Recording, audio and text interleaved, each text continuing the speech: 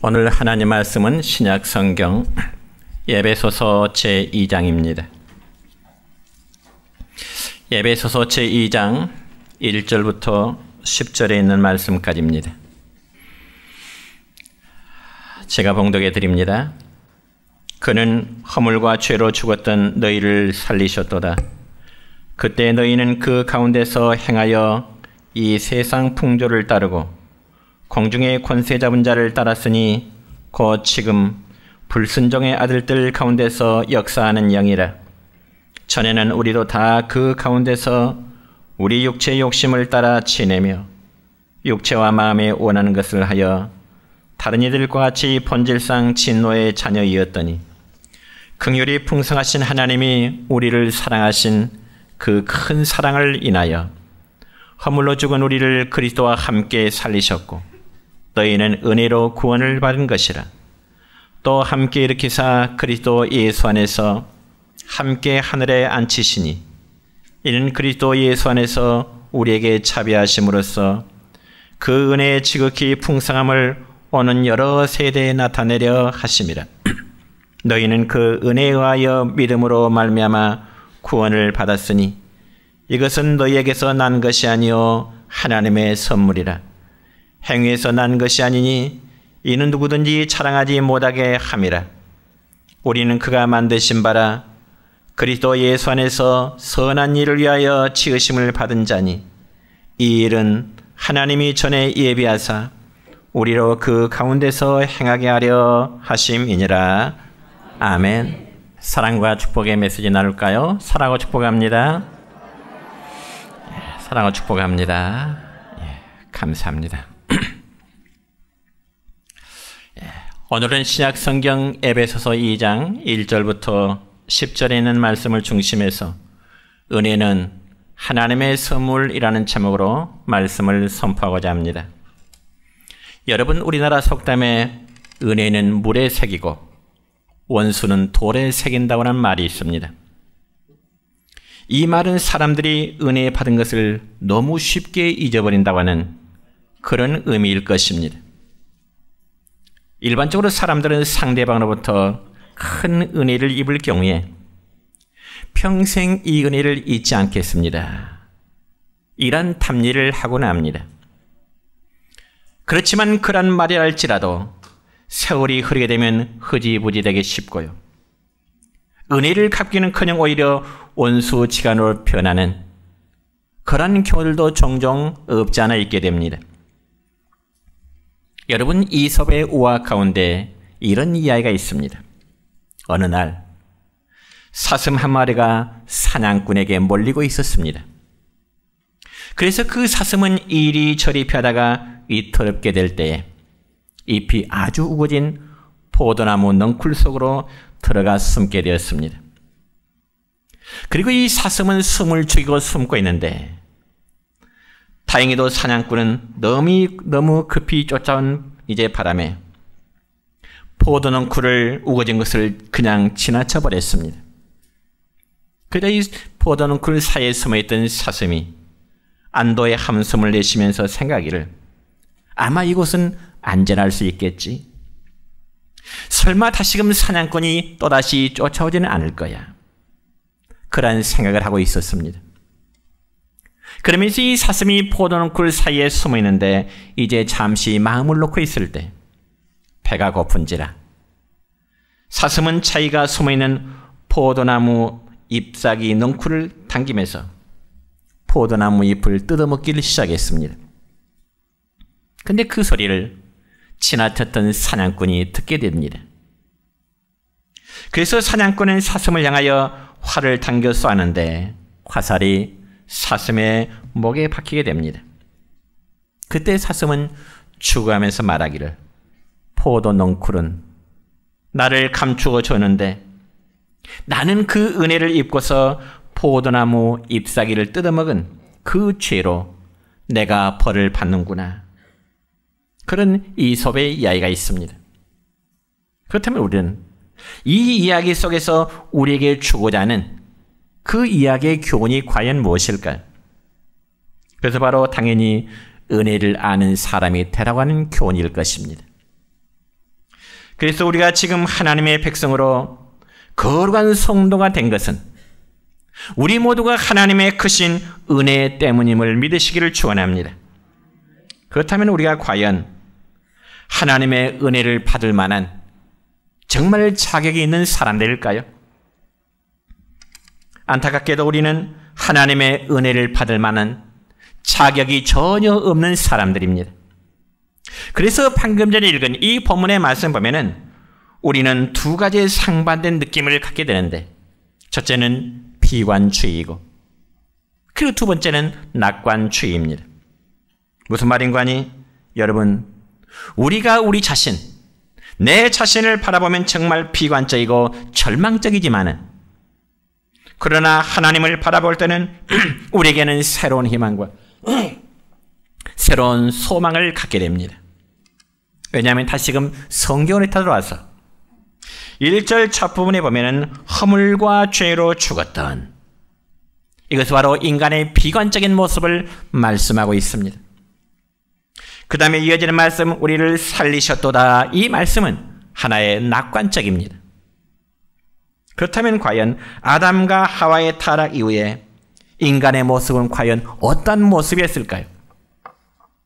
저처럼 성경에 보면 허물과 죄로 죽었던 진노의 자녀들이었다고 성경에 말씀하고 있습니다.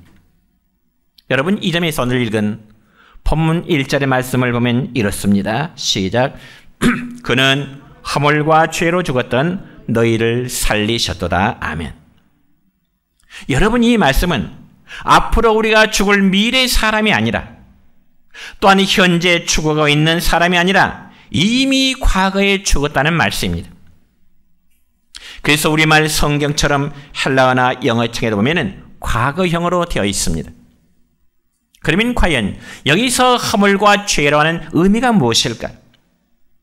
먼저 여기 허물이란 원래의 단어의 뜻을 보면 걸려서 넘어졌다, 혹은 경계선을 넘어 실수했다, 그런 뜻입니다.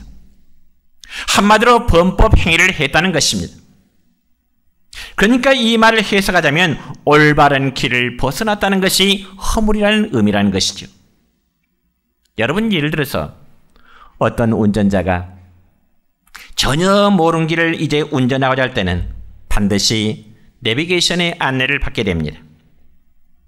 그러면 내비게이션은 친절하고도 정확하게 가고자 하는 목적지까지 잘 인도하게 되는 거죠. 그런데 어떤 경우에 이 운전자가 자기의 경험을 내어서 앞세워서 내비게이션이 안내하는 길을 무시하고 벗어날 때는 어떨까요? 경로를 재탐색합니다는 이제 멘트가 나오죠.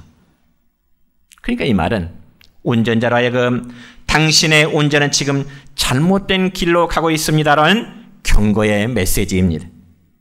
그럴 경우에 운전자는 내가 지금 가고자 하는 길을 잘못 가고 있구나, 그러면서 다시금 올바른 길을 선택해야만 되는 것입니다.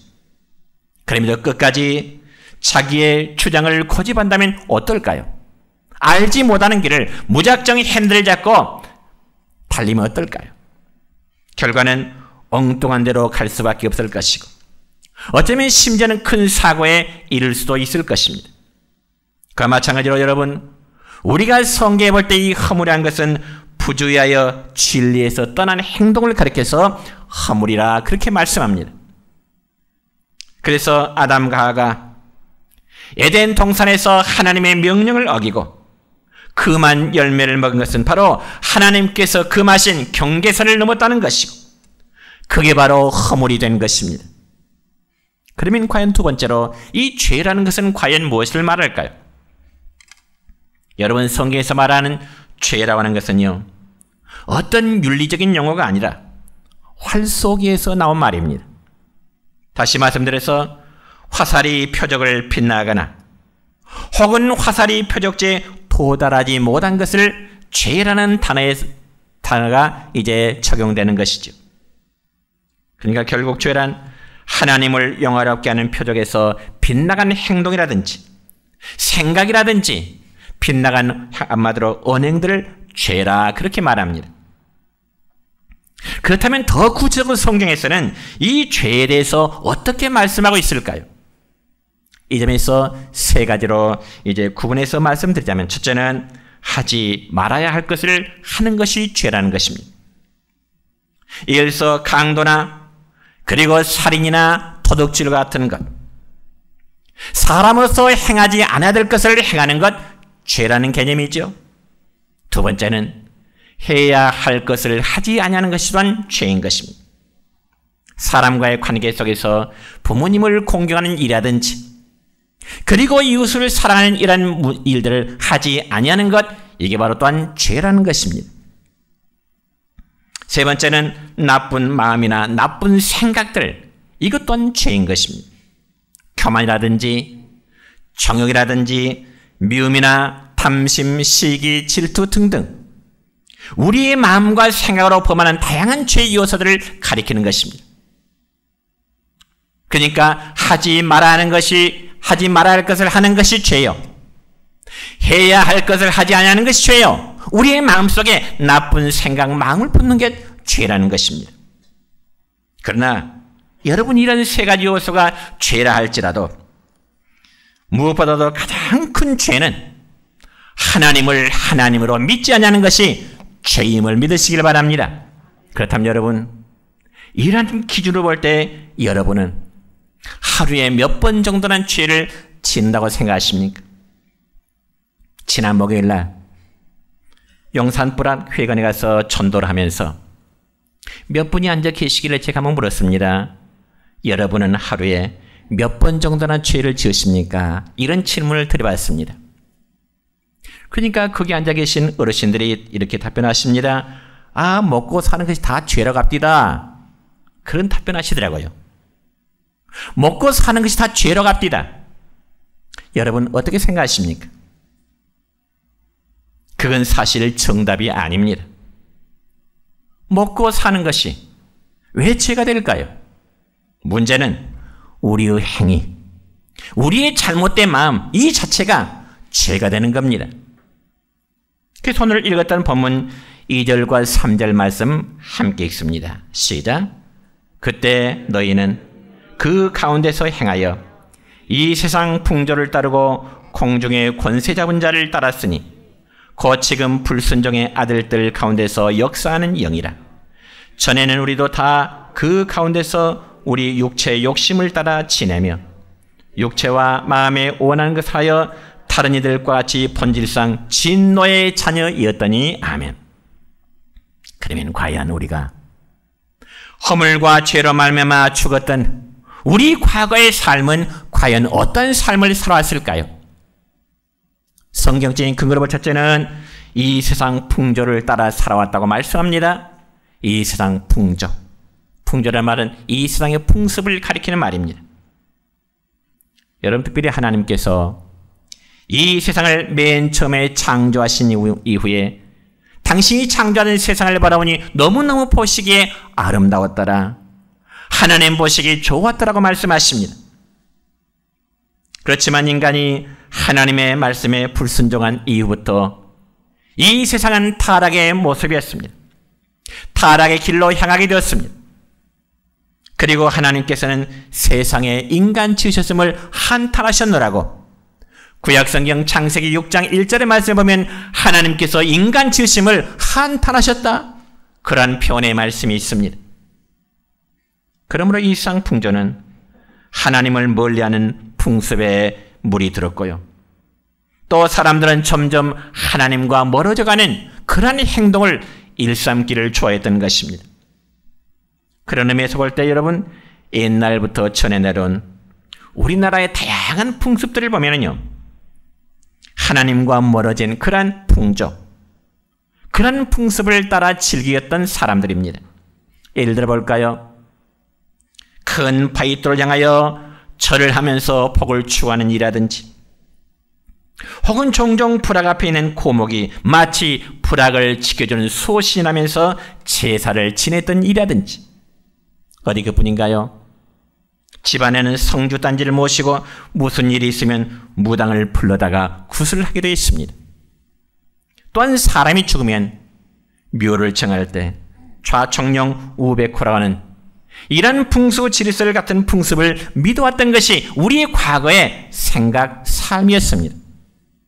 그러나 여러분, 이처럼 우리가 하나님을 믿기 전에는 이런 풍습들이 정말 정당한 것처럼 옳은 일인 것처럼 섬기고 왔다는 것입니다. 그러니 하나님 앞에 허물과 죄로 말미암아 마땅히 하나님의 진노를 받아야 마땅했던 저와 우리 모두의 모습이었습니다. 또한 두 번째는 허물과 죄로 말미암아 죽은 과거의 삶은 공중의 권세 잡은 자의 지배를 받아왔던 우리의 모습이었습니다. 여러분, 성경에 보니까 공중의 권세 잡은 자들, 이들은 바로 불순종의 아들들 가운데서 역사하는 악한 영들을 가리킵니다. 다시 말씀드리자면 마귀의 집단들, 마귀의 무리들을 가리키는 것입니다. 그러면 오늘날 우리가 마귀를 따르고 싶어서 따르게 되는 것이 아니라 오늘 본문의 말씀을 보면 우리 육체의 욕심을 따라 지내고 우리 육체의 마음에 원하는 것을 하기 때문에 자연히 마귀의 종노릇을 할 수밖에 없었던 우리 과거의 삶이었습니다. 그러면 과연 여러분, 육체의 욕심이란 무엇이길래 마귀를 따르는 수단이 될까요? 정말 욕심이란 나쁜 것일까요? 이에 대한 대답은 여러분, 욕심이라는 그 자체는 결코 이제 선한 것도 그리고 악한 것도 아닌 것입니다. 왜냐하면 욕심 자체도 하나님께서 주신 우리의 마음이기 때문에 그렇습니다.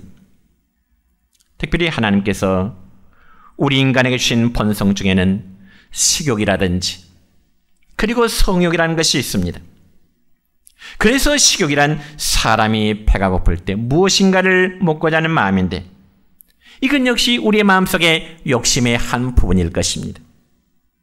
또한 성욕 역시 이성에 대한 사모하는 마음입니다.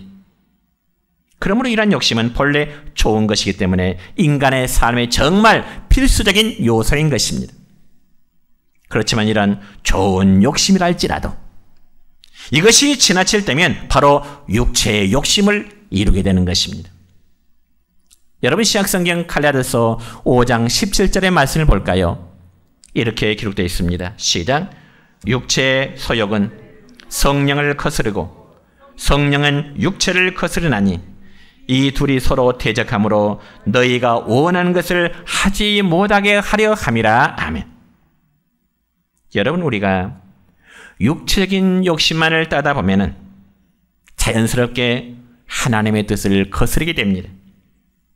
그래서 우리 안에 지나친 욕심을 갖도록 하는 것은 공중의 권세 잡은 자, 즉 악한 영, 사탄의 영의 지배하에 있기 때문에 그렇습니다. 그럼 우리가 예수 믿기 전에는 이처럼 여러분 자신이 원하든 제 자신이 원하든 원치 아니하든 공중의 권세 잡은 자를 따를 수밖에 없었던 우리 과거의 삶의 모습이었습니다. 그리고 세 번째로 허물과 죄로 말미암아 죽은 과거의 삶은 성경에 보니까 본질상 진노의 자녀였다고 말씀합니다. 특히 우리는 죄로 인하여 마땅히 죽게 될 죄인들이었습니다. 그리고 죄로 인하여 진노를 받을 수밖에 없는 대상들입니다. 누가 감히 하나님 앞에 나는 죄 없다고, 하나님 앞에 나는 죄 없다고, 나는 깨끗하게 살았노라고, 나는 다른 사람에 비해서 의롭게 살았나라고 자신 있게 설 수 있는 사람이 과연 누가 있을까요? 그럼에도 불구하고 인간들은 죄를 회개하기는커녕 더욱더 많은 죄를 지는 것을 즐기니 하나님의 진노를 받아야 마땅할 저와 우리 모두의 모습이었다, 그 말입니다. 그래서 이처럼 하나님의 진노 대상인 인간에게 아무런 소망이 없다면 그 슬픔이요, 그건 비극일 수밖에 없습니다. 그렇다면 하나님이 우리에게 크신 은혜를 베푸셨는데 과연 어떠한 은혜를 베푸셨을까요? 먼저 하나님께 찬양할까요?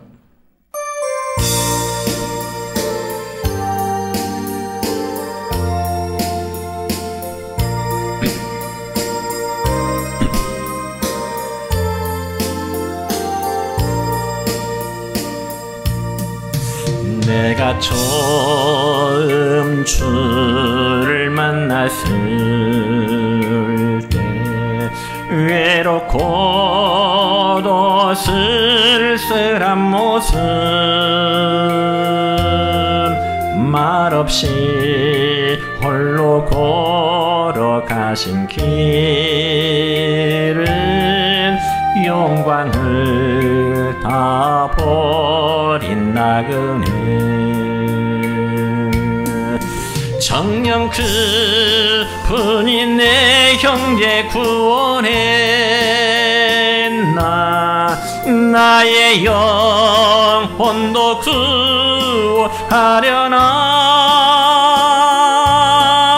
의심 많은 도마처럼 물었네 내가 주를 처음 만난 날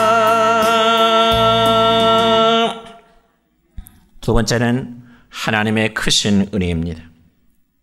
여러분 우리가 종종 신앙생활 하다 보면은 이 은혜라는 말을 자주 사용해야 되는데 과연 은혜라는 것은 무엇을 의미하는 것일까? 여러분 은혜라는 말을 여러 가지로 표현할 수 있겠지만은 가장 쉽게 표현하자면 바로 죄인을 향한 하나님의 사랑의 표현이라고 저는 정의해보고 싶습니다.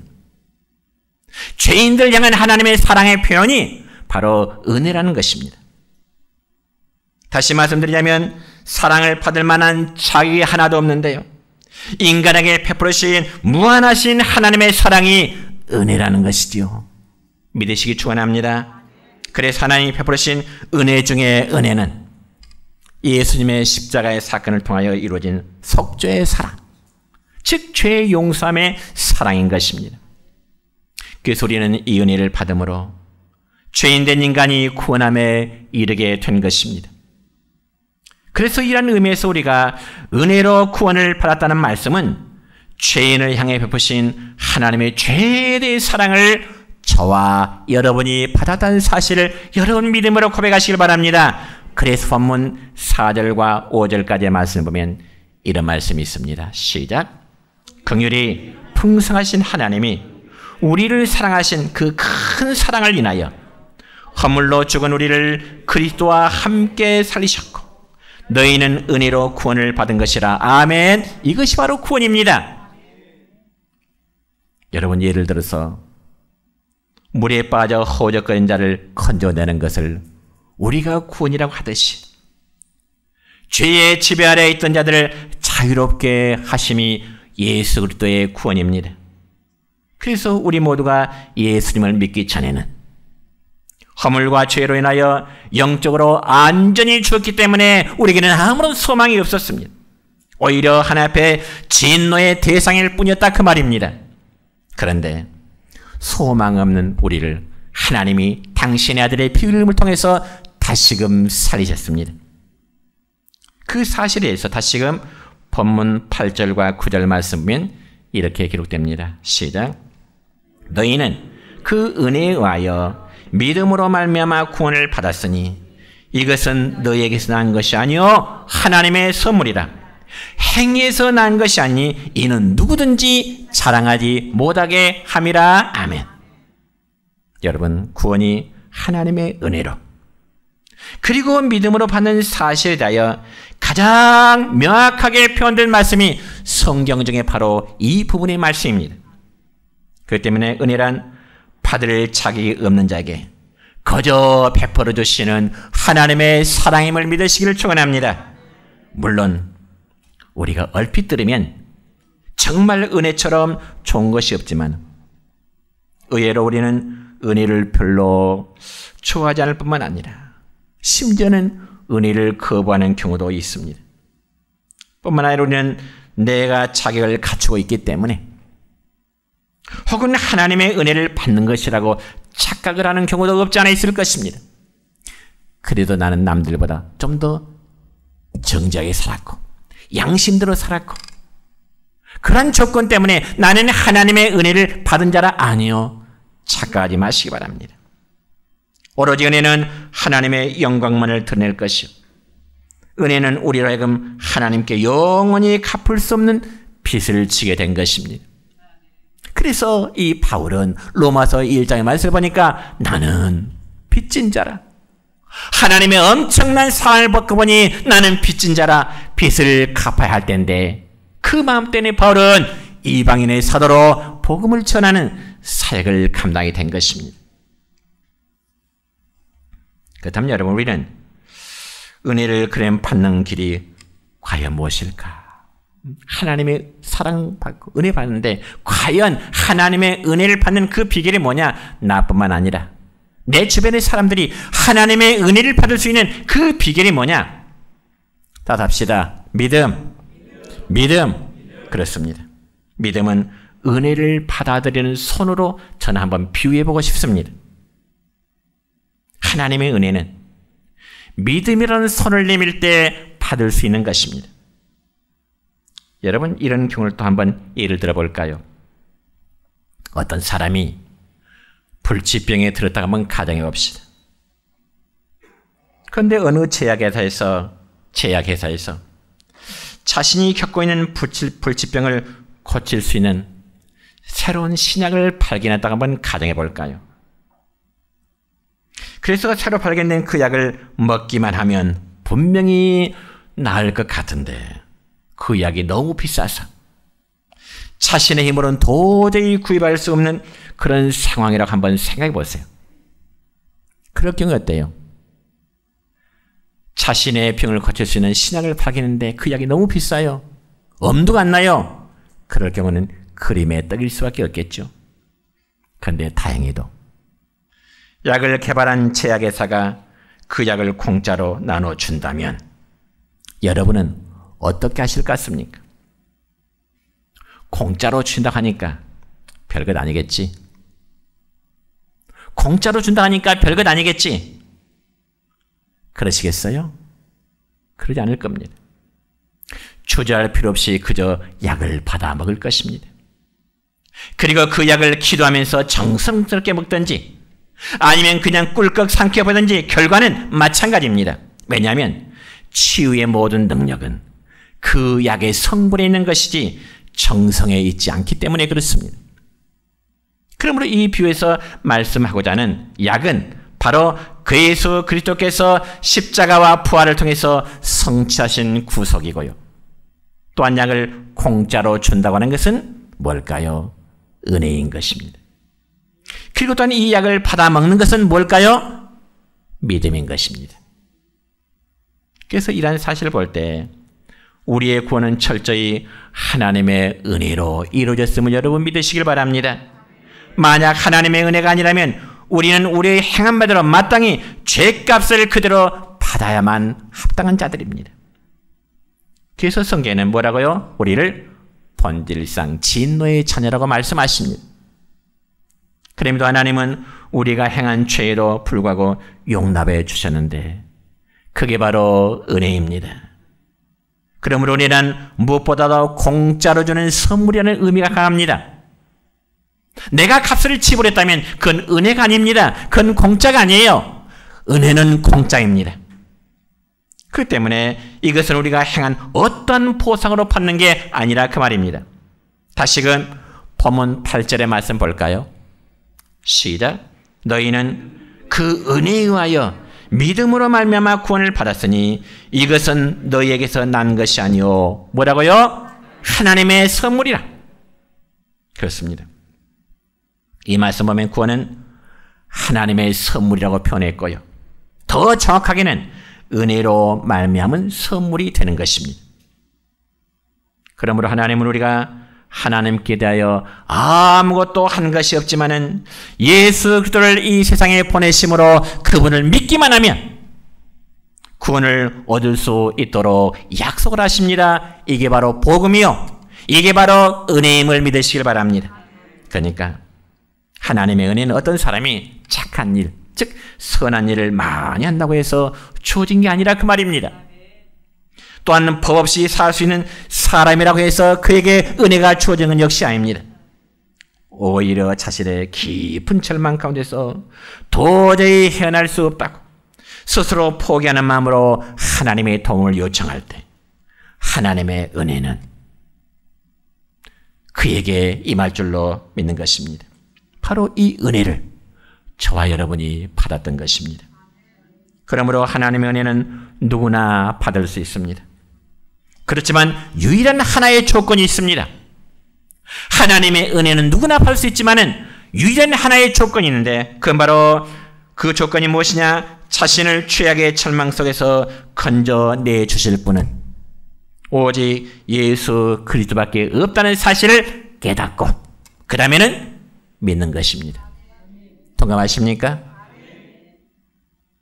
여러분, 예를 들어서 어떤 사람이 물에 빠졌는데요, 그 곁을 지나는 사람이 손을 내밀어서 내 손을 잡으라, 내가 너를 건질 테니 내 손을 잡으라, 물에 허적거리는 사람을 보고, 그런데 물에 빠진 사람이 아니요, 당신은 나를 건질 수 없어, 당신은 나를 건질 수 있는 능력이 없어, 건져주고자 하는 그 손을 거부한다면 그 사람 어떨까요?